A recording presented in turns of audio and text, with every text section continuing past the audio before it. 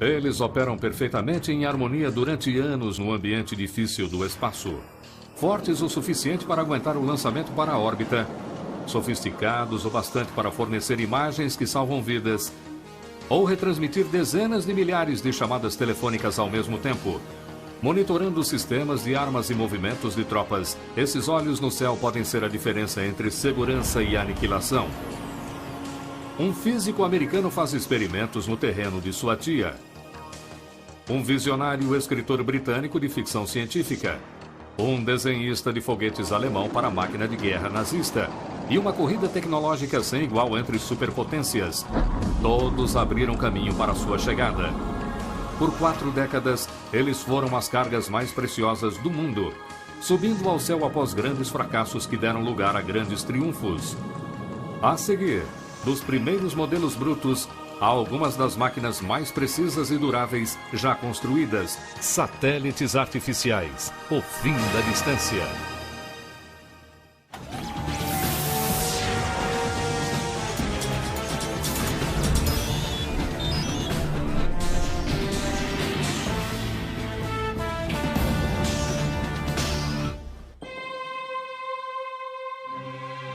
Mais de 500 deles orbitam a Terra silenciosamente.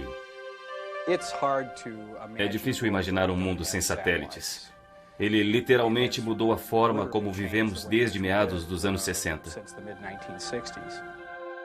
Os satélites de alta tecnologia de hoje são algumas das máquinas mais complexas já inventadas. São o elo fundamental em um número crescente de tarefas como previsão do tempo, telefonia global, fax e comunicação televisiva, reconhecimento militar e comercial e até mesmo de navegação. Mas há apenas 50 anos, os satélites eram simplesmente uma ideia na cabeça do cientista britânico famoso por seus livros de ficção científica. Arthur C. Clarke foi o primeiro homem a imaginar as várias aplicações modernas dos satélites. Ele também escreveu 2001, Uma Odisseia no Espaço. E em 1945, 12 anos antes do lançamento do Sputnik, ele escreveu um artigo na revista Wireless World, descrevendo como os satélites poderiam ser postos em órbitas geoestacionárias e usados para transmitir sinais. Hoje, a maioria dos satélites de comunicação opera nesta órbita, girando na mesma velocidade da Terra por causa de sua posição, 35.700 quilômetros acima do Equador. Além do mais, Clarke previu satélites meteorológicos de órbita polar e defendeu um telescópio espacial orbitante que hoje existe como o telescópio Hubble da NASA. Se há uma pessoa que teve as melhores ideias antigamente sobre as aplicações modernas dos satélites, essa pessoa foi Arthur Clarke. Arthur Clarke foi uma das poucas pessoas de sua época que acreditava que objetos feitos pelo homem um dia circundariam o planeta. Caindo ao redor da Terra. Satélites precisam ser impulsionados a altas velocidades para evitar que caiam de volta na Terra. Por exemplo, quanto mais rápido uma bala for disparada de um rifle, mais longe ela chegará antes de ser puxada para o chão pela gravidade. Mas, teoricamente, se uma bala fosse disparada a 28.000 km por hora, ela circularia a Terra como um satélite. Hoje, apenas foguetes podem impulsionar algo com uma velocidade igual a 8 km por segundo. É preciso ter uma unidade de propulsão que levará a coisa para cima e a colocará num caminho de voo geralmente paralelo à Terra. Agora, é claro, a gravidade tentará puxá-la para baixo. Mas se utilizar velocidade suficientemente, vai gerar uma força centrífuga que vai contra-atacar a força de gravidade que tenta puxá-la para baixo. Em outras palavras, a força com que o satélite é puxado para a Terra pela gravidade é cancelada pela curvatura do planeta em relação à velocidade da espaçonave. Ele continua caindo ao redor da Terra, ao invés de cair na superfície. Esse foi o princípio que guiou o raciocínio de Arthur C. Clarke. Quando o satélite é lançado de um foguete principal, pequenos foguetes auxiliares ajudam a orientação dos satélites na direção do local correto da Terra. E já que não há atmosfera no espaço para diminuir a velocidade do satélite, os foguetes precisam ser acionados caso o satélite se desvie do curso. Entretanto, só porque a teoria de lançar um objeto com um satélite pareça simples, não significa que podemos lançar qualquer coisa que quisermos em órbita. Peso e custo sempre foram preocupações. Alguns dos primeiros satélites pesavam poucos quilos, mas custavam milhões de dólares para serem feitos e mandados para o espaço. Hoje, graças a foguetes mais poderosos, os satélites podem pesar mais que 1 tonelada, mas o lançamento continua caro, a 30 mil dólares por quilo. Os maiores exemplos de tamanho e peso na tecnologia de satélite são as estações espaciais tripuladas, onde astronautas podem viver durante meses enquanto circundam o planeta. Atualmente, vários países, incluindo os Estados Unidos e a Rússia, trabalham juntos para construir uma nova estação espacial internacional. Apesar de ditar parte da história do mundo no espaço, a cooperação era a coisa mais distante para os líderes destas duas superpotências. Crise nacional. Prosperidade e confiança nacional corriam desenfreadas nos Estados Unidos na década de 50. Dwight Eisenhower, líder do exército aliado que ganhou a Segunda Guerra Mundial, estava na Casa Branca. Carrões, lanchonetes e Elvis Presley simbolizavam o entusiasmo de uma nova era. Consumidores americanos se divertiam num materialismo sem igual. A União Soviética era uma preocupação, mas os americanos tinham sido os primeiros a desenvolver a bomba atômica e a maioria dos cidadãos achava que os Estados Unidos ainda eram o líder tecnológico do mundo. Até 4 de outubro de 1957, quando a União Soviética lançou algo que eles chamaram de Sputnik, que significa companheiro de viagem. Minha reação pessoal foi: nossa, isso é demais. Mas a opinião pública, é claro, começou a dizer que tínhamos deixado a Rússia passar na frente.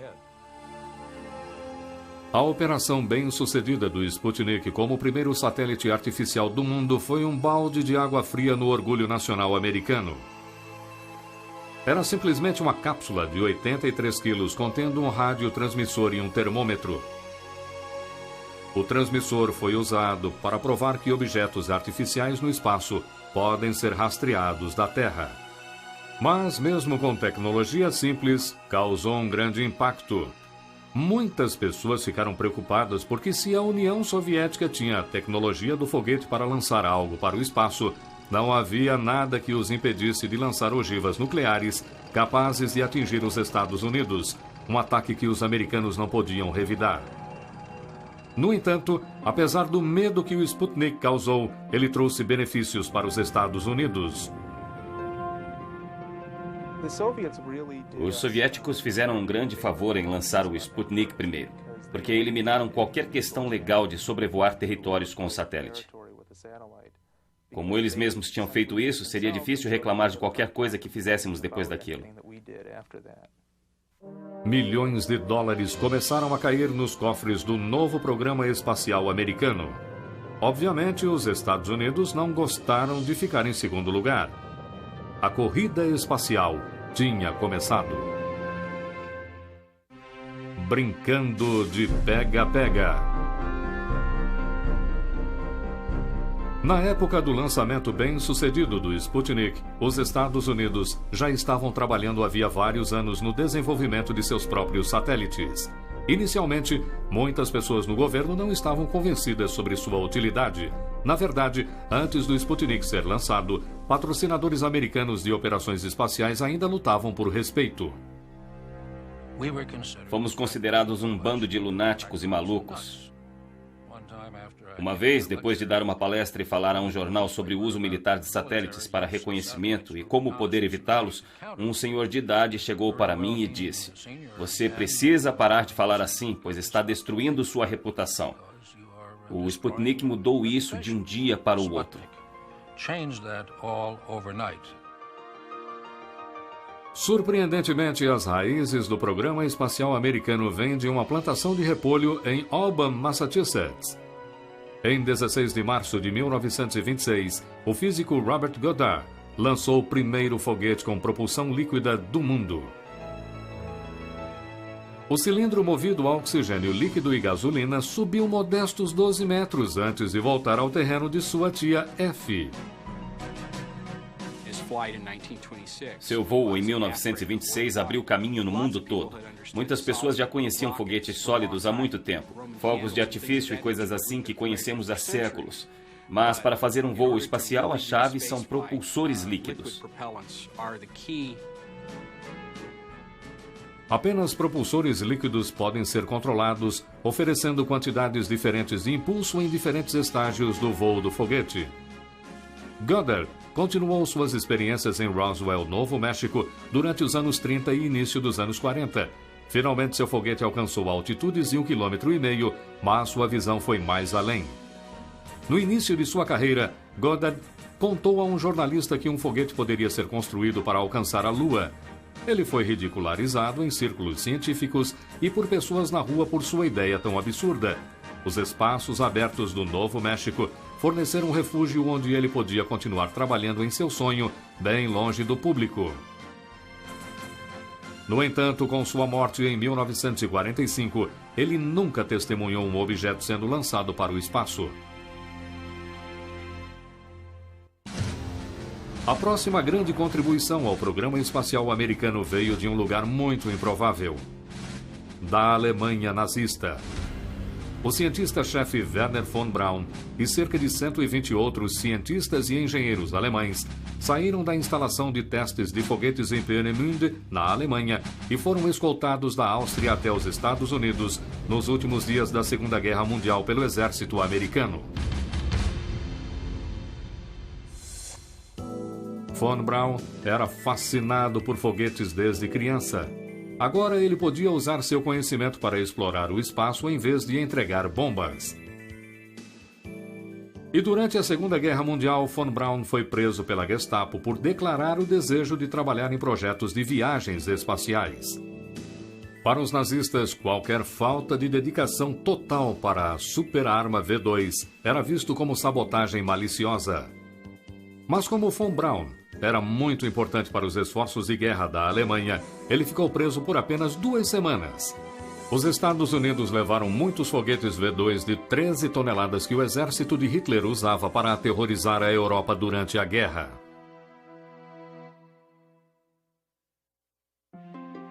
Logo, os antigos inimigos estavam usando sua até então arma secreta para conduzir novos experimentos para o exército americano. No entanto, a unidade de propulsão escolhida para acionar o primeiro satélite americano, o Vanguard 1, de 1,5 kg, foi fornecida pela Marinha, ao invés da equipe de cientistas do exército de Von Braun. Em 6 de dezembro de 1957, a Marinha teve sua chance. Dezenas de câmeras e centenas de repórteres testemunharam a primeira tentativa americana de alcançar a corrida espacial sumir em chamas. O governo deu a Wernher von Braun uma chance de redimir o programa espacial e Von Braun deixou Gordon Weith dar uma espiada no foguete que realizaria isso. Um dia, Von Braun me levou ao seu galpão em Huntsville, Alabama, na agência de mísseis balísticos do exército, e me mostrou uma montagem de foguete. Ele disse: "Aí está. Quando o governo disser que precisamos de uma montagem de foguete para lançar um satélite, aí está. Estamos prontos." Em 31 de janeiro de 1958, Von Braun viu o exército lançar o primeiro satélite americano, o Explorer 1, quase 4 meses depois do Sputnik.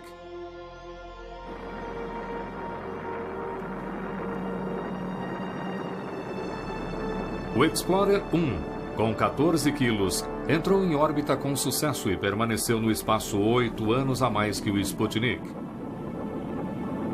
Após o lançamento, Von Braun declarou: "Finalmente estabelecemos nosso apoio no espaço, jamais desistiremos de novo."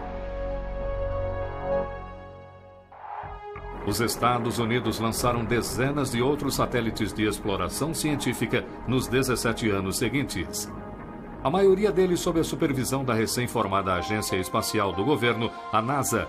8 meses após o Explorer 1, a Administração Nacional de Aeronáutica e Espaço surgiu em 1º de outubro de 1958. Seu propósito oficial era a exploração espacial pacífica. Contudo, sua meta durante essa etapa da Guerra Fria era alcançar e até superar a União Soviética na corrida espacial. Mas em 1961, os soviéticos aumentaram a aposta. Em 12 de abril, a União Soviética lançou um tipo diferente de satélite. Com um homem dentro. Yuri Gagarin se tornou o primeiro ser humano no espaço e a primeira pessoa a orbitar a Terra. Depois de alcançar uma altura máxima de 325 quilômetros, ele aterrissou num campo na União Soviética 1 hora e 48 minutos depois, dando aos comunistas mais uma vitória de propaganda mundial. Após o voo histórico, Gagarin disse: "Com certeza não me senti sozinho, pois sabia que meus amigos, aliás, todo o povo soviético, estava assistindo ao meu voo espacial." 10 meses depois, John Glenn se tornou o primeiro satélite humano americano. Estamos a caminho. Deus te proteja, John Glenn. Em 20 de fevereiro de 1962, ele circulou a Terra 3 vezes a 28 mil quilômetros por hora. Gravidade zero e eu me sinto bem. Cápsula girando. A vista é fantástica. Dias mais tarde, Glenn recebeu as boas-vindas de um herói durante um desfile na cidade de Nova York. Esta foi uma grande experiência para todos nós do programa e eu acho que para todos os americanos também. Eu estou muito contente de ver o orgulho em nosso país e que nossas realizações não são coisas do passado. Mas os Estados Unidos ficaram novamente em segundo lugar e muitos se perguntaram se o país conseguiria vencer o desafio proposto pelo presidente John Kennedy. Acredito que esta nação deveria se comprometer a alcançar uma meta antes que essa década acabe, de levar um homem até a Lua e trazê-lo em segurança para a Terra. Bilhões de dólares continuaram indo para o programa espacial americano.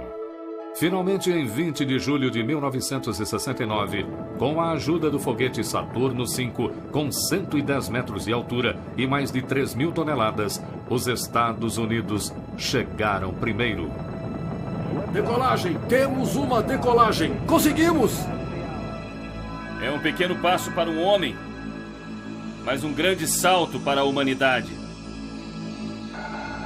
Os Estados Unidos ganharam o maior prêmio na corrida espacial e a confiança nacional foi restaurada, mas uma corrida ainda mais crucial continuou. Os satélites de reconhecimento assumiram uma importância fundamental, com as superpotências construindo arsenais nucleares. Se um lado pudesse indicar as localizações de mísseis alheios usando fotografia de satélites, então um primeiro ataque letal seria possível. Reconhecimento eficiente resulta em preparação e a falta de preparação pode resultar em aniquilação completa.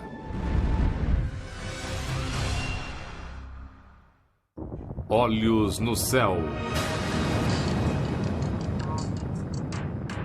Enquanto a NASA fazia a propaganda de suas missões, o lado mais secreto da corrida espacial continuava. O exército americano trabalhava em segredo para projetar satélites de reconhecimento para espiar seus rivais comunistas. Determinar o número de mísseis soviéticos, a força e a localização de suas tropas eram informações vitais que poderiam prevenir que a Guerra Fria saísse do controle. Mas desenvolver a tecnologia para tirar fotos detalhadas do espaço mostrou-se um desafio extremamente difícil. A primeira tentativa foi com o Discoverer 1, de 600 quilos, que finalmente foi lançado em 28 de fevereiro de 1959, depois de muitos atrasos. O governo disse ao público que era uma nave científica, mas o Discoverer era simplesmente um nome falso para o projeto de satélites espiões da CIA, de codinome Corona. O Discoverer 1 não levava carga militar, mas ele pretendia comprovar a tecnologia. Ele acabou nas neves da Antártida e assim partimos para o Discoverer 2 que falhou, e o 3 que falhou, e o 4 que falhou. E tivemos várias falhas com esses satélites militares até o Discoverer 13. Em 11 de agosto de 1960, o Discoverer 13 ejetou uma cápsula coberta por um escudo anticalor na direção da Terra. Um helicóptero da Marinha o recuperou do Oceano Pacífico e rapidamente voou até Washington, onde o prêmio da cápsula foi entregue ao presidente Eisenhower, uma bandeira americana. Embora o Discoverer 13 tenha provado que um objeto podia ser trazido de volta do espaço, fotografias ultra-secretas só foram recuperadas quando um avião da Força Aérea literalmente arrancou o paraquedas ligado à cápsula de filme do Discoverer 14 em pleno ar em 19 de agosto de 1960. Ela continha um filme da União Soviética e isso animou muita gente da comunidade da inteligência no dia em que o satélite de reconhecimento chegou. Embora a CIA não divulgue informações sobre as altitudes dos satélites de reconhecimento modernos, sabemos que o satélite espião Discoverer operava em uma órbita elíptica baixa entre 160 e 650 quilômetros acima da Terra. Eles sobrevoavam os polos para tirar fotografias de localizações diferentes, conforme o mundo girava por baixo de seu curso polar. Entretanto, a demora entre quando uma fotografia era tirada por esses antigos satélites Discoverer e quando a CIA olhava a foto pronta após o filme ser recuperado, mandado para Washington e revelado, era de 2 semanas. Não era uma análise instantânea. Mas os técnicos esperavam que as novas imagens dos satélites fossem pelo menos melhores do que as fotos que conseguiam com o avião espião U-2. Os intérpretes de fotos que usavam imagens do U-2 deixaram as imagens de lado e, quando receberam um novo filme dos satélites, olharam aquilo e ficaram desapontados. A resolução não era tão boa como esperavam, então voltaram a usar as fotografias do U-2. Mas 2 acontecimentos no início dos anos 60 convenceram os peritos de que o sucesso do programa militar de satélite de reconhecimento era fundamental. Em 1º de maio de 1960, uma base soviética de mísseis derrubou o avião espião U-2 com o piloto da Força Aérea Francis Gary Powers a 24 mil metros acima da União Soviética. Powers sobreviveu, mas em outubro de 1962, durante a crise dos mísseis cubanos, os soviéticos derrubaram outro avião U-2. Dessa vez, o piloto morreu. Era óbvio que imagens melhores dos satélites permitiriam que informações vitais fossem reunidas sem arriscar mais vidas americanas. Um indício do compromisso dos Estados Unidos com a vigilância espacial foi a inauguração em agosto de 1960 do Escritório Nacional de Reconhecimento. Sua existência era secreta, e seu trabalho era espionar a União Soviética, assim como China, Líbia e outros países. Em 1962, todos os projetos de satélites de reconhecimento no Escritório de Reconhecimento tiveram o codinome Keyhole. Seguindo os fracassos para recuperar as cápsulas de filmes e as 2 semanas que levava para pegar e revelar as fotos do satélite Discoverer, o Escritório de Reconhecimento lutou para melhorar seus olhos no céu. Durante o fim dos anos 60 e início dos anos 70, satélites mais eficientes contendo muitas cápsulas de filmes com processo de revelação e análise mais dinâmicos reduziram o atraso para 3 ou 4 dias. Mas o filme ainda era mandado para o espaço em latas, porque muitos experimentos para transmitir imagens usando sinais de rádio tinham falhado. 2 eventos mundiais provaram que alguns dias de atraso ainda eram muita coisa. Em 21 de agosto de 1968, tropas soviéticas invadiram a Tchecoslováquia para reprimir um movimento pró-democracia em Praga. E em 6 de outubro de 1973, o Egito e a Síria fizeram um ataque surpresa contra Israel. Em ambos os casos, os satélites Keyhole só mostraram fotografias dias depois das invasões terem acontecido. Como disse um analista da CIA na Batalha no Oriente Médio de 1973, temos uma cobertura maravilhosa, mas só conseguimos as fotos depois que a guerra acabou. Chega de esperar. Eu, Jimmy Carter, juro solenemente. Eu, Jimmy Carter, juro solenemente. Que desempenharei lealmente. Em 20 de janeiro de 1977, num belo dia de inverno, Jimmy Carter passou pela Avenida Pensilvânia, seguindo para sua posse como presidente dos Estados Unidos.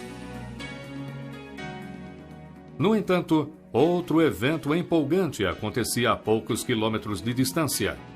Naquela mesma tarde, um novo modelo do satélite Keyhole foi capaz de transmitir as primeiras imagens em tempo quase real do espaço para o centro de processamento do escritório de reconhecimento no Fort Belvoir, Virgínia.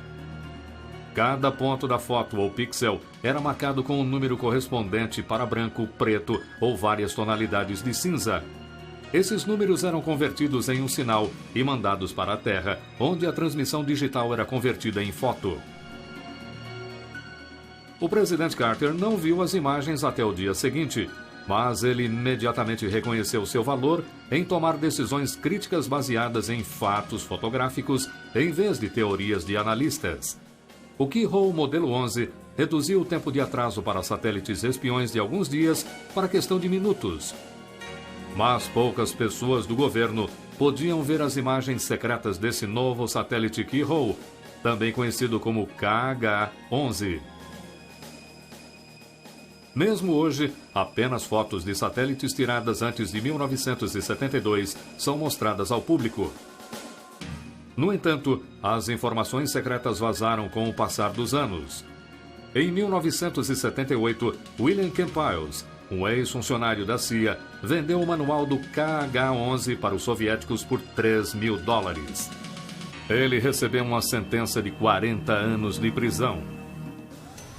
Então, em 1984, um analista da inteligência da Marinha Americana liberou essa imagem do KH-11 para uma revista militar inglesa.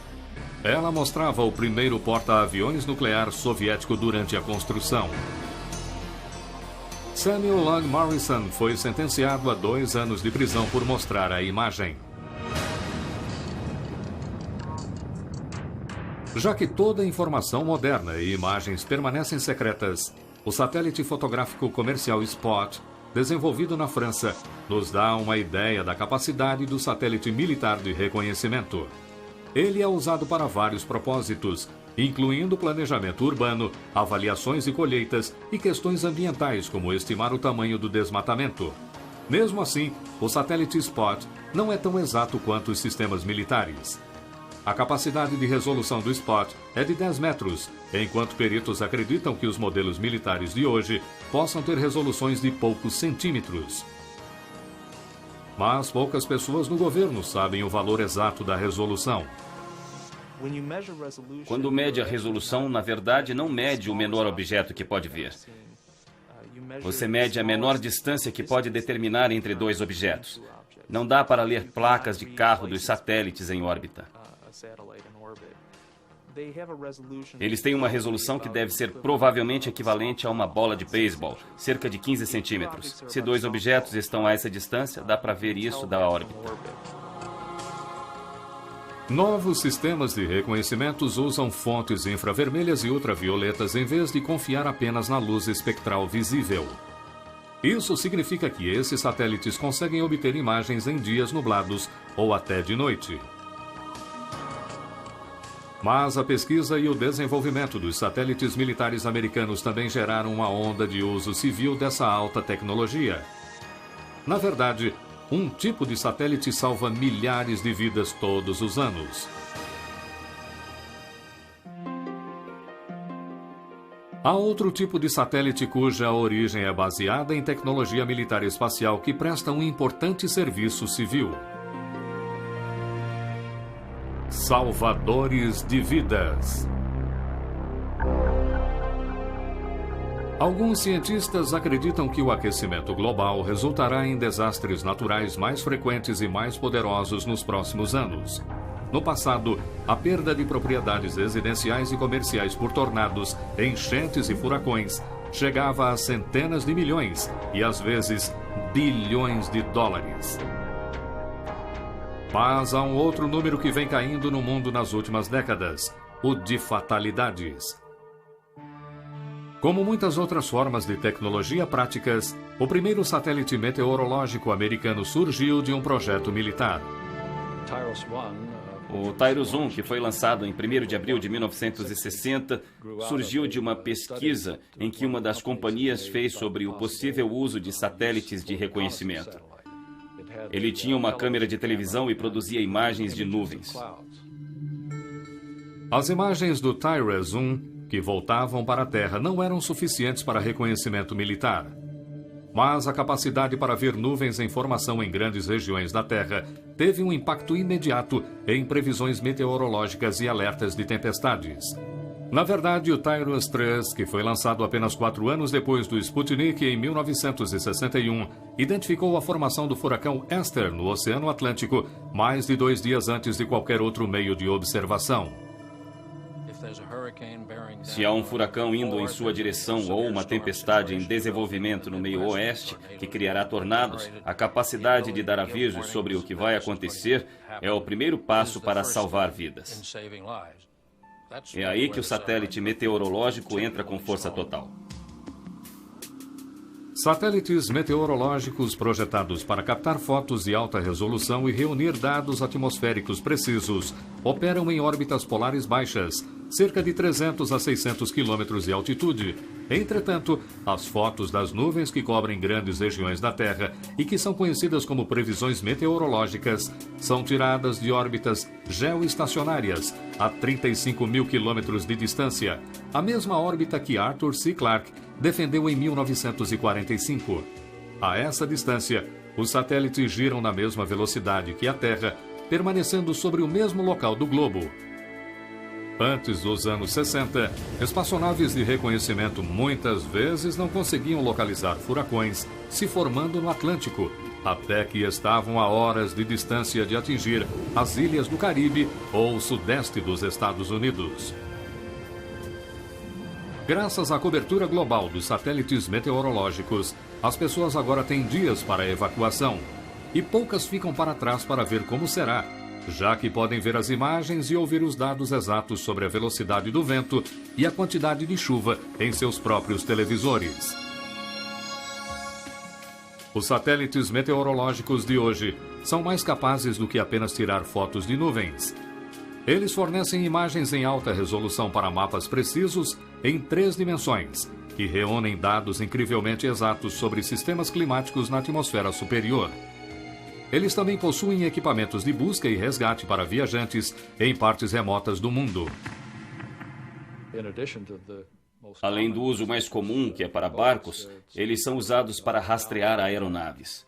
Se estiverem com problemas, podem ativar o radiotransmissor e enviar transmissões de rádio que são recebidas pelo satélite e então retransmitidas para a guarda costeira ou para quem fizer uma busca para resgatá-los.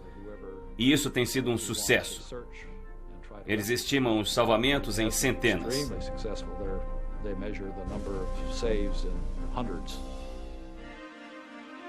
Além de satélites meteorológicos, os que analisam a Terra ajudam os pesquisadores a aprenderem mais sobre nosso planeta. Os satélites de observação conseguem imagens de alta resolução que podem ser transformadas por computadores em animações em 3D para avaliar rendimento das colheitas, identificar falhas geológicas, ajudar no planejamento urbano e cuidar de outros recursos naturais como florestas. Como os satélites podem oferecer informações exatas de posicionamentos, um crescente número de consumidores está tirando vantagem dessa tecnologia. O Sistema de Posicionamento Global, ou GPS, usa 4 ou mais satélites para determinar uma posição do transmissor na Terra em poucos metros. Tal precisão permite a barcos pequenos e carros alugados navegar por satélites. Podemos abrir uma tela no carro e ver exatamente onde estamos e traçar um curso para onde precisamos ir.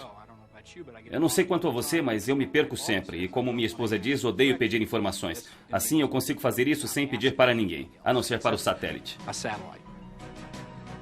Enquanto satélites artificiais executam várias funções tais como previsão do tempo, reconhecimento militar ou de navegação, eles são em geral satélites de comunicação. Pois se não pudessem mandar imagens ou dados de volta para a Terra, seriam apenas lixo espacial.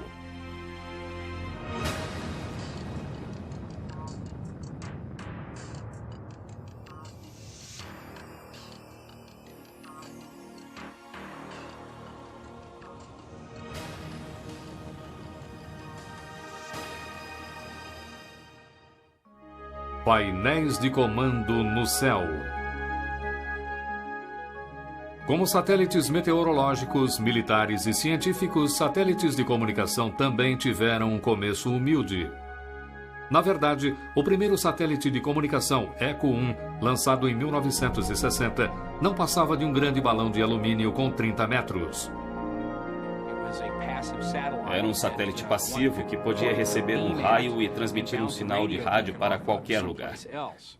E dava para ver aquela coisa em órbita, porque era grande demais e refletia muito bem. O presidente Eisenhower ouviu um teste com sua própria voz. Nesta breve experiência de comunicação envolvendo o uso do balão satélite conhecido como Echo, este é mais um passo significativo no programa espacial dos Estados Unidos. Entretanto, muitas pessoas perceberam que este não era o meio mais eficiente de comunicação.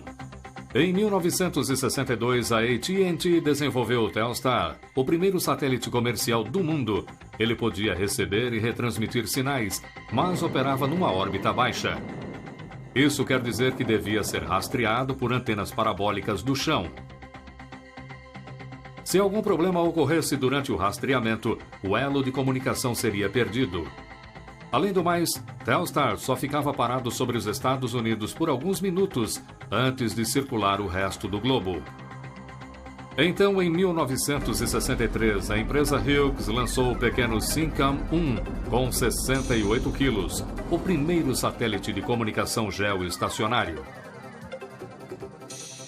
Ele suportava apenas 240 chamadas telefônicas por vez, mas como o Syncom estava a apenas 35 mil quilômetros acima do Equador, ele girava na mesma velocidade que a Terra, o que eliminava a necessidade de rastreamento e o problema de disponibilidade.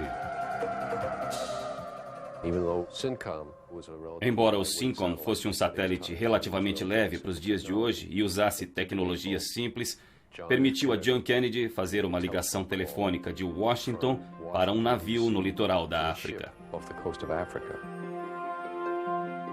Este primeiro teste provou que o conceito visionário de Arthur C. Clarke de 1945 funcionava, e a órbita geoestacionária se tornou uma localização padrão para a maioria dos satélites de comunicação.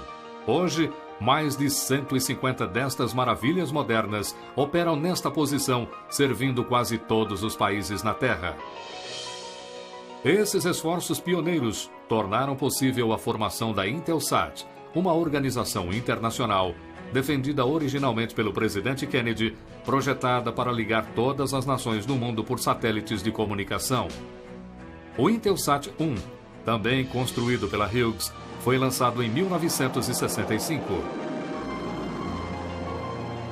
O trabalho foi um grande sucesso e hoje há mais de 20 satélites Intelsat unindo nosso mundo. Satélites de comunicação modernos são feitos com os materiais mais leves e mais resistentes do mundo. Verificamos que o material de epóxi que usamos em nossos satélites para deixar o peso mais baixo é cerca de metade do peso do alumínio e 10 vezes mais forte. Para utilizar menos combustível líquido, painéis solares são usados para acionar a maioria dos componentes eletrônicos internos. Geralmente, satélites menores que exigem menos energia solar são construídos em forma de tambores com 7 metros de altura. Satélites maiores utilizam asas solares expansivas, que são abertas em órbita, chegando a medir mais de 25 metros.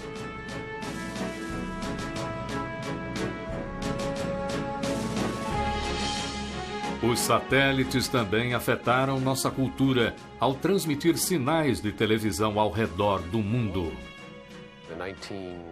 As Olimpíadas de 1964 foram no Japão e pela primeira vez, usando o SYNCOM, conseguimos ver as Olimpíadas nos Estados Unidos transmitidas ao vivo do Japão.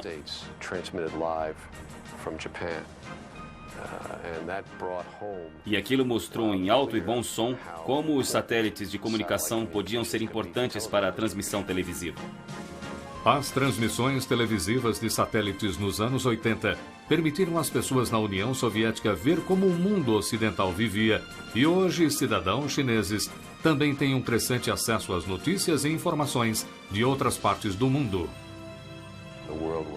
O mundo jamais será o mesmo. Já não há mais lugares remotos no planeta por causa dos satélites de comunicação.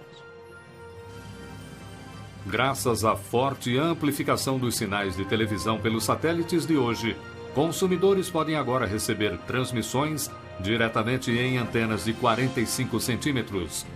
Com as constantes melhorias, esses receptores de satélites podem se tornar parte de muitos lares, oferecendo 400 canais de televisão e dados, assim como um canal de saída de vídeo. Esse canal de saída fará uma videoconferência ser tão fácil quanto uma chamada telefônica. Os satélites de comunicação transformaram nosso mundo numa aldeia global em menos de 4 décadas. Hoje podemos pegar o telefone e falar instantaneamente com alguém em quase qualquer lugar do planeta. Ou ligar a televisão e ver acontecimentos de dentro e de fora de nosso país diante de nossos olhos. Fax internacional, modems de alta velocidade e e-mail utilizando linhas telefônicas e satélites também permitem a empresários, pesquisadores e pessoas comuns transmitir dados ao redor do mundo em questão de segundos. Comunicação em tempo real no mundo todo era algo que não existia antes dos anos 60 e da revolução dos satélites de comunicação. Isso mudou o nosso modo de vida. Nossa sociedade, nossa economia são construídas sobre esses recursos. Corrida por mais espaço. Quando os satélites americanos Explorer e Discoverer corriam contra a União Soviética há 40 anos, ninguém jamais imaginou que o espaço acima de nosso planeta poderia ficar superlotado. Esta é uma preocupação crescente, já que objetos em órbita geoestacionários precisam ser posicionados a certa distância da Terra e acima do Equador. Eles também precisam estar a 1.600 quilômetros de distância um do outro para que seus sinais não se misturem. Portanto, há apenas poucos espaços a serem ocupados, uma questão que as Nações Unidas estão examinando. Acredito que com um planejamento inteligente e boa coordenação pela União Internacional de Telecomunicações, haverá bastante espaço para satélites durante o século XXI. Outra preocupação com o espaço cada vez mais cheio são os entulhos conhecidos como lixo espacial. Isso consiste em objetos de vários tamanhos, como as partes que se soltam nas etapas dos foguetes, peças que se desprendem de espaçonaves e até lascas de tinta. Lixo espacial rastreável, objetos com mais de 10 centímetros. Cada ponto nesta animação de computador representa um pedaço de lixo espacial. Muitos destes itens acabam queimando na atmosfera superior da Terra. Mas esse processo, às vezes, pode levar décadas para acontecer, conforme suas órbitas diminuem gradualmente. À primeira vista, algo tão pequeno quanto uma lasca de tinta não é tão preocupante. Mas como viaja a 28 mil quilômetros por hora, ainda pode ter um impacto significativo. Uma lasca de tinta de um satélite bateu numa das janelas do ônibus espacial Challenger em 1983, fazendo um buraco de meio centímetro. Obviamente, um objeto maior causaria resultados desastrosos. Isso existe, está lá em cima, mas não é um grande problema. Pelo menos agora. Eu ficaria mais preocupado com meteoritos e coisas assim. Apesar dessas preocupações, os satélites estão unindo nosso mundo mais rápido que qualquer outra forma de tecnologia. O termo ao vivo via satélite é usado para indicar um evento mundial especial. No entanto, hoje as operações de satélites passam despercebidas. Não porque são de pouca importância, mas porque são muito importantes. Sem a previsão do tempo que eles tornam possível, sem a comunicação global, sem a exploração e o mapeamento que eles tornam possíveis, se pensar em como o mundo seria sem esses serviços, é quando se começa a perceber o quanto são importantes. Os satélites estão tão ligados à nossa tecnologia moderna e funcionam de forma tão consistente há tantos anos que podemos considerá-los como algo garantido. As possibilidades para o futuro dos satélites são quase ilimitadas. Seja o que imaginarmos, provavelmente poderemos fazer. Por causa do trabalho visionário de pioneiros que arriscaram suas carreiras e reputações em um conceito improvável, os satélites transformaram nosso mundo em apenas 40 anos. De bugigangas pesando 1 quilo, que pareciam mais laranjas do que espaçonaves, até máquinas complexas e poderosas, pesando milhares de quilos. Considerando a evolução rápida dos satélites que testemunhamos nas últimas 4 décadas, a única certeza aparente para os próximos 40 anos é a de que os satélites continuarão nos maravilhando de modos que não conseguimos imaginar hoje.